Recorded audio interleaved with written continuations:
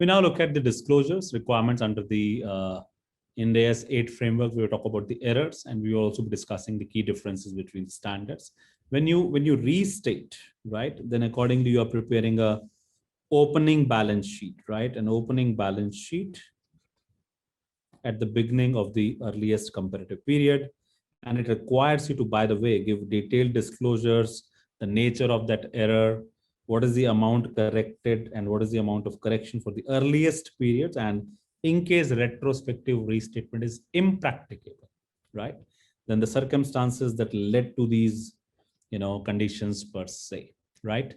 Just to quickly kind of revisit where we started from, changes in accounting estimate has to be done on a prospective basis. Correction of prior period errors is necessarily done on a retrospective basis. Okay, right?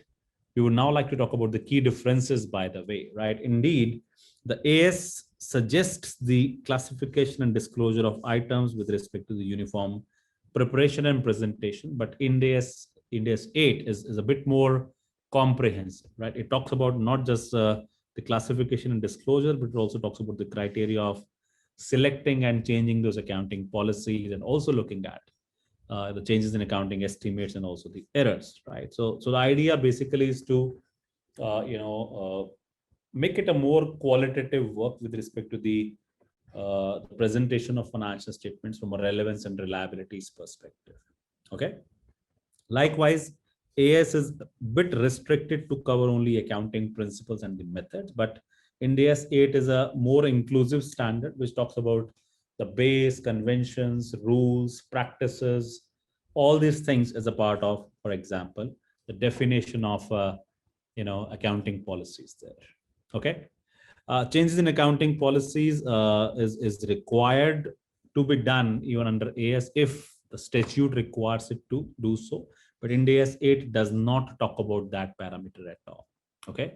Likewise, AS 5 does not categorically talk about the accounting policies need to be consistent, right? But then this is something which is necessarily required. Consistency and comparability is the basis on which, for example, these standards are drawn, and that is all taken through the conceptual framework, and that's why this is becoming relevant for us, right?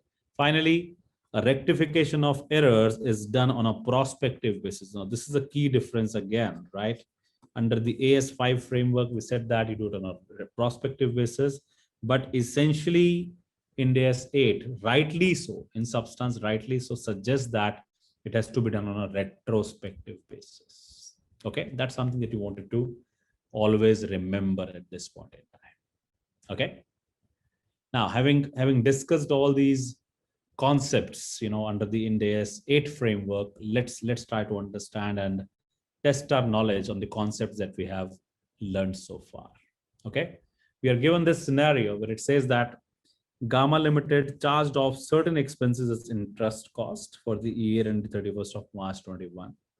For the year ended 31st of March 22, the management identified that these expenses should have been classified as other expenses rather than as interest cost, and the management intends to restate the comparative amounts. The question is, will the reclassification be done, and is the entity required to present a third balance sheet? And when we say reclassification, is it an example of an error, right? You want to remember that when you talk about an error, it could be an error with respect to the measurement. It could also be an error with respect to the presentation, which includes the classification, right? You can imagine, you're showing some expense as an interest cost that has a bearing on several key calculations, including, for example, your,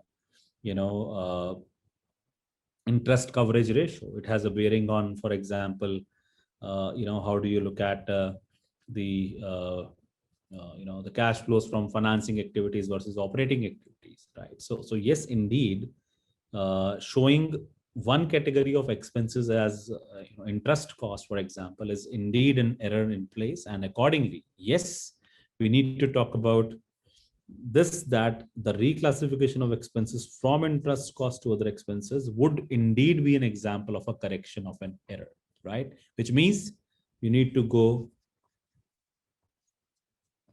retrospective there. The financial statements for the year ended 22 and 2021 would need to be restated to reflect the correct classification. Now, since this does not have any impact on the earlier accounting period, this was something which was arising in 2021. So you do not have to prepare the balance sheet at the start, right? So there is no such requirement to prepare an opening balance sheet or the third balance sheet, taking into the consideration the impact of the changes in the classification of those expenses there. Okay, right. Let's have a look at this question as well. It says that, it says that Sun Limited has an investment property that it acquired at 10 lakh rupees. It has an expected life of 10 years and no residual value. Sun forgot to charge depreciation for 3 years, and for the year ended 31st of March 20, how should this error be corrected in the financial statements, right? This is an interesting scenario, okay?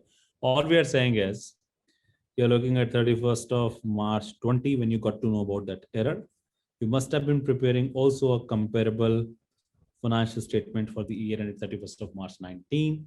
But then this is where it started from 2017-18, which was the last year, right? So you would provide depreciation here. You would provide depreciation here as well as a retrospective adjustment. And you would also prepare an opening balance sheet on 1st of April 18, taking that depreciation of the first year, right? And of course, changing the value of the property to the extent of that depreciation, right? That is what is meant by a retrospective application.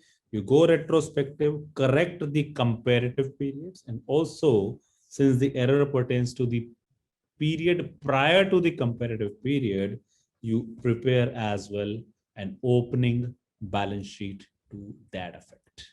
All right, let's have a look at the formal solution around it. It says that Sun Limited is required to correct the financial statements by doing the retrospective adjustments, which means it should prepare the financial statements for the years 31st of March 20 as well as 19 with correct depreciations. Since the error relates to the earlier period also, so also an opening balance sheet of 1st of April 18 needs to be prepared, taking the cumulative impact of the changes of these previous periods. All right. That's it from my side on this. Thank you very much. You all have a good day. Bye-bye.